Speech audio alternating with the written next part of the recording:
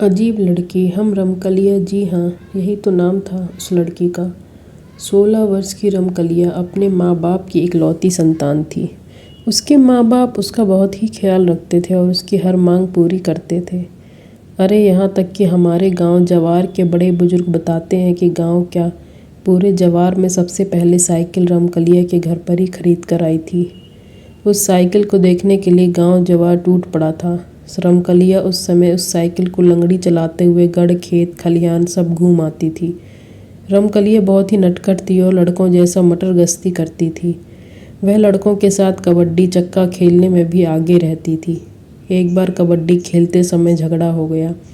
अरे देखने वाले बताते हैं कि रमकलिया ने विपक्षी टीम के लड़कों को दौड़ा दौड़ा कर मारा था। किसी के दांत से खून निकल रहा था तो कोई चिल्लाते हुए अपने घर की ओर भाग रहा था। रमकलिया से उसके हमउम्र लड़के पंगा लेना उचित नहीं समझते थे, क्योंकि उसके हमउम्र लड़के उसे उजड़ और झगड़ालू टाइप की लड़की मांगते थे। कोई उसके मुंह लगना पसंद नहीं करता था। हाँ, ये अलग बात थी कि सभी लड़के उससे डरते थे। मई का महीना था, गर्मी पड़ रही थी। रमकली दोपहरिया में अपने साइकिल उठाई और गांव से बाहर अपने बगीचे की ओर चल दी। उसका बगीचा दुबरिया घड़े के किनारे था। इस बगीचे में आम और महुआ के पेड़ों की अधिकता थी। यह बगीचा गांव से लगभग 1 किलोमीटर की दूरी पर था। बगीचे में पहुंचकर पहले तो रमकलिया खूब साइकिल हनहनाई, पूरे बगीचे में दौड़ाई और पसीने से तरबतर हो गई। उसने बगीचे के बीचों बीच एक मोटे आम के पेड़ के नीचे साइकिल खड़ी करके अपने दुपट्टे से अपने चेहरे पर पसीना पोंछने लगी। पसीना पोंछने के बाद पता नहीं रमकलिया को क्या सोचा कि उस पेड़ के नीचे अपना दुपट्टा बिछाकर उस पर लेट गई। बगीचे में लेटे लेटे ही रमकलिया का मन पंछी की तरह उड़ने लगा। वह सोचने लगी कि उसके बाबूजी उसके लिए एक वर की तलाश कर रहे हैं। वह थोड़ा सकुचाई, थोड़ा मुस्कुराई, फिर सोचने लगी एक दिन राजकुमार आएगा और उसके ब्याह कर ले जाएगा। पता नहीं वह कैसा होगा, कौन होगा, कहाँ का होगा, पता नहीं उसके साथ खुश रह पाएगी कि नहीं, पर खैर जो ईश्वर की मर्जी होगी वही होगा। बाबूजी उसके लिए जैसा भी लड़का खोजेंगे वह उसी से शादी करके खुश रहेगी। उसे पक्का विश्वास था कि उसके बाबूजी उसकी शादी जरूर किसी धनवान घर में करेंगे, जहाँ उसकी सेवा के लिए जरूर कोई ना कोई नौकरानी होगी। रमकली इन्हीं सब विचारों में खोई हुई थी कि उसे ऐसा आभास हुआ कि उसके सिर की तरफ कोई बैठकर उसके बालों में उंगली पिरो रहा है। रमकलिया के साथ ऐसा पहली बार नहीं हो रहा था, यह तो आए दिन की बात थी। बकरी, गाय आदि चराने वाले लड़कियां, लड़के चुपके से उसके पीछे बैठकर उसके बाल में हाथ फेरते रहते थे और रमकलिया भी खुश होकर थोड़ा बहुत अपना साइकिल चलाने को देती थी। पर पता नहीं क्यों आज रमकलिया को यह आभास हो रहा था कि उंगली कुछ इस तरह से परोसी जा रही है कि कुछ अलग सा ही एक अनजान आनंद का एहसास हो रहा है। ऐसा लग रहा है कि कोई बहुत ही प्रेम से बालों को सहलाते हुए अपनी उंगलियों उसमें पिरो रहा है। रमकलिया को एक अलग ही आनंद मिल रहा था, जिसमें उसके यौवन का प्यार भी छिपा लग रहा था। उसके शरीर में हल्की सी गुदगुदी हो रही थी और उसे अंगड़ाई लेने की भी इच्छा हो रही थी, पर वह बिना शरीर हिलाए चुपचाप लेटी रही। उसे लगा कि अगर उठकर बैठ गई तो यह स्वर्गीय आनंद पता नहीं दोबारा मिलेगा कि नहीं। उसने बिना पीछे मुड़े ही धीरे से कहा, 10 मिनट और ऐसे ही उंगलियां घुमाओ तो मैं 1 घंटे तक तुम्हें साइकिल चलाने के लिए दूंगी। पर पीछे से कुछ भी आवाज़ नहीं आई। फिर भी रमकली मस्त लेटी रही। उसे हल्की हल्की नींद आने लगी। शाम हो गई थी और रमकलिया अभी भी बगीचे में लेटी थी। तभी उसे उसके बाबूजी की तेज आवाज़ सुनाई दी।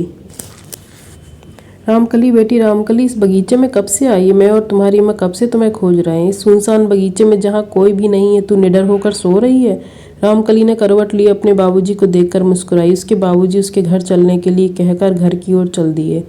रमकलिया उठी, साइकिल उठाई और लंगड़ी मारते हुए गांव की ओर चल दी। उस रात पता नहीं क्या हुआ कि रामकलिया ठीक से सो ना सकी। पूरी रात करवट बदलती रही। अब भी जब भी सोने की कोशिश करती उसे बगीचे में घटी आज दोपहर की घटना याद आ जाती। मैं बार बार अपने दिमाग पर जोर डालकर यह जानना चाहती थी कि आखिर कौन था वह। पछता रही थी। उसे लग रहा था कि पीछे मुड़कर उसे उससे बात करनी चाहिए थी, लेकिन वह करे भी तो क्या करे। उस अनजान व्यक्ति के कोमल प्यार भरे स्पर्श से उसे अचानक कब नींद आ गई थी पता ही नहीं चला था। अरे अगर उसके बाबूजी बगीचे में पहुंचकर उसे जगाते नहीं तो पता नहीं कब तक सोती रहती। सुबह जल्दी जगकर रमकलिया फिर अपनी साइकिल उठाई और उस बगीचे में चली गई। सुबह की ताज़ी हवा पूरे बगीचे में हिचकोले ले रही थी, पर पता नहीं क्यों सरसराती हवा पत्ती टहनियों से बात करती रमकलिया को एक भीनी भीनी मदमस्त कर देने वाली सुगंध का आभास हो रहा था। वह लगभग 1 घंटे तक बगीचे में रही और फिर घर वापस आ गई। घर आने के बाद रमकलिया पता नहीं किन यादों में खोई रही। उसी दिन भर फिर खड़े खड़े दोपहरिया में रमकलिया का जी नहीं माना और वह साइकिल उठाकर बगीचे की ओर चल गई। बगीचे में 3-4 राउंड साइकिल के लगा डाल बाद में रमकलिया एक आम के पेड़ के नीचे सुस्ताने लगी। उसे कुछ सूझा नहीं, हल्की सी मुस्कान और अपने दुपट्टे को अपने सर के नीचे लगाकर सोने का नाटक करने लगी। अभी रमकलिया को लेटे 2-4 मिनट भी नहीं हुए थे कि उसे ऐसा लगा कि कोई इसके बालों में अंगुली पिरो रहा है। वह कुछ बोली नहीं, पर धीरे धीरे अपने हाथ तो अपने सर पर ले गई। वह उंगलियों को पकड़ना चाहती थी जो उसके बालों में घुसकर बालों से खेलते हुए उसे एक सुखद आनंद की अनुभूति करा रही थीं। पर जब वह अपना हाथ अपने सिर पर ले गई तो वहाँ कुछ नहीं मिला, पर ऐसा लग रहा था कि अभी भी कुछ समय पहले उसके बालों में हाथ फेर रहा था। उसे बहुत ही अचंभा हुआ और वह तुरंत उठकर बैठ गई। पीछे सर घुमा कर देखी तो गजब हो गया, पीछे कोई नहीं था।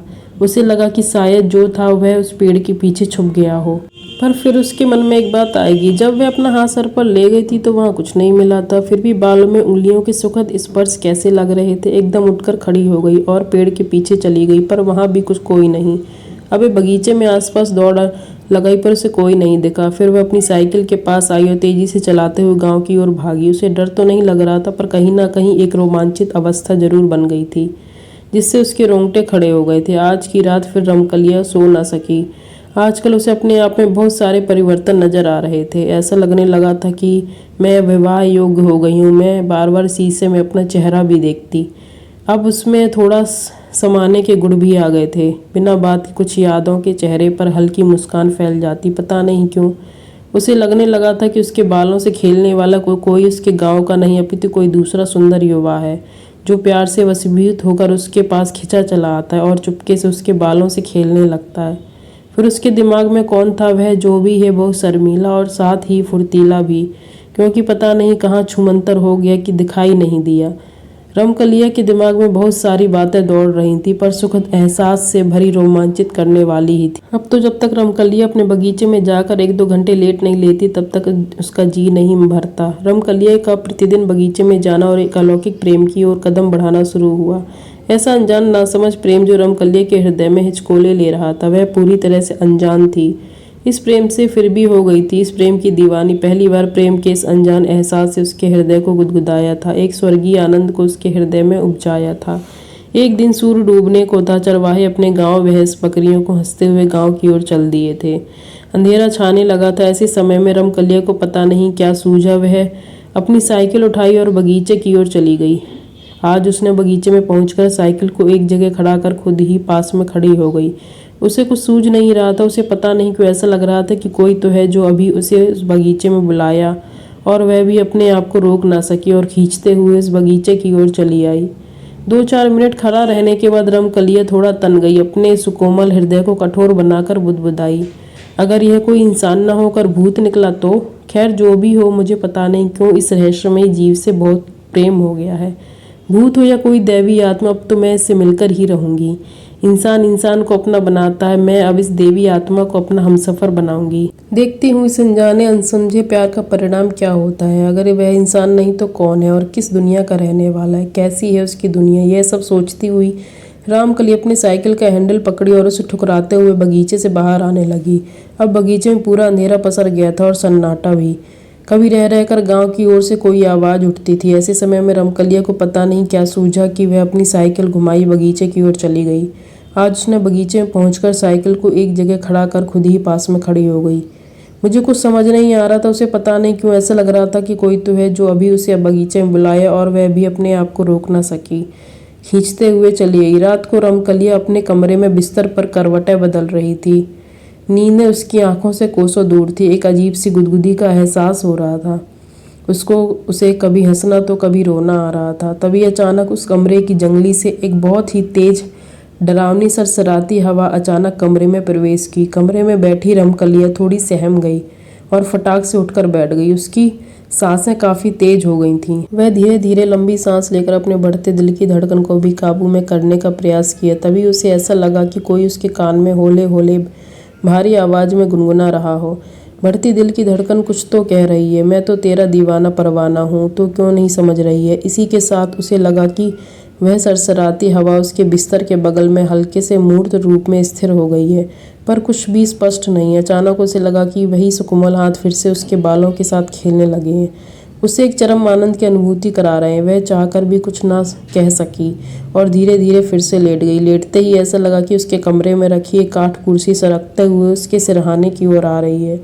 वह करवट बदली और उस काठ कुर्सी की ओर नजर घुमाई। तब तक वह काठ कुर्सी उसके सिरहाने आकर लग गई। फिर बिना कुछ कहे एक मदमस्त अंगड़ाई लेते हुए सांसों को तेजी के साथ छोड़ते हुए फिर से चुपचाप बिस्तर पर लेट गई। उसके लेटते ही फिर से कोमल हाथ उसके बालों में खेलने लगे। वह एक कल्पित दुनिया की सैर पर निकल गई। यह कल्पित दुनिया अलौकिक थी। इस दुनिया की इकलौती राजकुमारी रमकलिया ही थी जिसे एक से अपने सेवक से प्रेम हो गया था। मैं इस कल्पित दुनिया में आनंदित होकर विचरण कर रही थी। अचानक रमकलिया को इस कल्पित दुनिया से बाहर आना पड़ा क्योंकि उसे ऐसा लगा कि कोई उसका सिर पकड़कर जोर जोर से हिला रहा है, यानी जगाने की कोशिश कर रहा है। रमकलिया को लगा कि कहीं यह भी सपना तो नहीं, पर वह जगी उठ गई। मैं उठकर बैठ गई। फिर उस कमरे में शुरू हुई एक ऐसी कहानी जो रमकलिया को उसके पिछले जन्म में लेकर चली गई। जब रमकलिया बिस्तर पर सावधान की मुद्रा में बैठी हुई थी, काठ कुर्सी पर मूर्त रूप में पूरी तरह से अस्पष्ट हवा विराजमान थी और वहां एक मर्दानी भारी आवाज सुनाई दे रही थी। वह आवाज कह रही थी, रामकली तू मेरी है, सिर्फ मेरी। मैं पिछले 2-3 जन्मों से तुझे प्रेम करता आ रहा हूँ। मैंने हर जन्म में तुझे अपनाने के लिए कुछ न कुछ गलत कदम उठाया है, पर इस जन्म में तुझे सच्चाई से पाना चाहूंगा। वह आवाज आगे बोली, याद है पिछले जन्म में भी तो मैं तुझे अथाह प्रेम करता था, पर तू मेरे प्रेम को समझ ना सका और मैं भी बावला पागल तुझे पेट से धक्का दे दिया था। यहाँ मैं आप लोगों को रमेश की कहानी की याद दिलाना चाहूँगा, जो गांव की गौरी थी।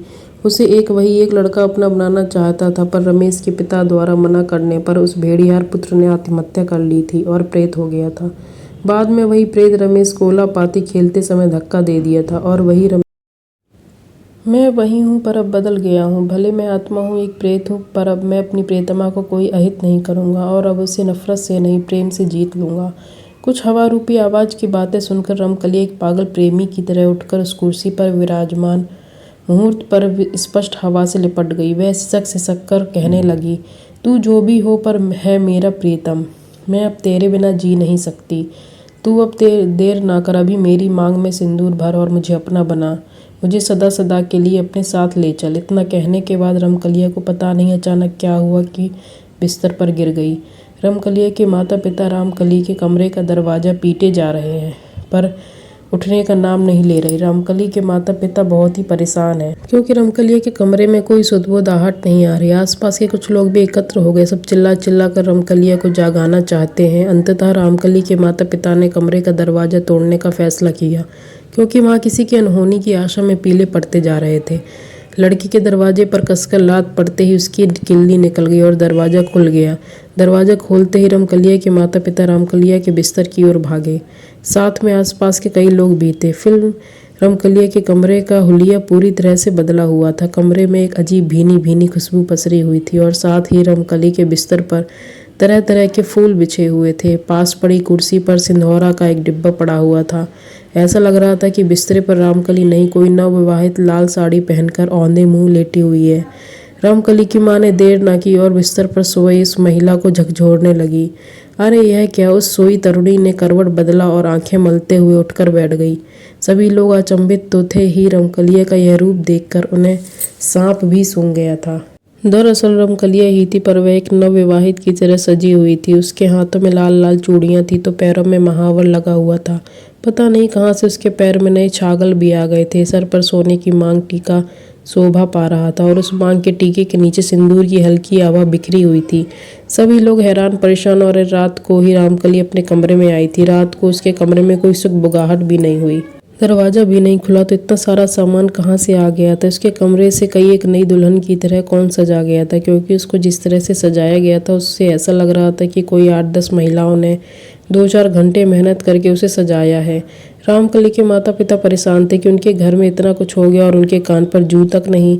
रमकलिया बिस्तर से उठी। उसके चेहरे पर हल्की सी मुस्कान थी। अपने कमरे में शब्द खड़े लोग विशेषकर अपने माता पिता की ओर देखने लगी। मैं धीरे धीरे चलकर अपने माता के पास गई और उनके गले लग गई। उसने कहा कि माँ, अब मैं विवाहित हूँ। इसके बाद भी उसकी माँ कुछ ना बोल सकी। सभी लोग आश्चर्य में डूबे। धीरे धीरे यह बात गांव क्या पूरे जवार में जिले में फैल गई। लोग रामकली के गांव की तरफ आते और सच्चाई जानने की कोशिश करते, पर गांव के लोगों की सुनी बातों पर अविश्वास से सिर हिलाते चले जाते। जी हाँ, उस रात उस प्रेत ने रामकली से शादी करके उसे सदा के लिए अपना बना लिया था। दोस्तों हमारे चैनल को सब्सक्राइब करें। Thank you.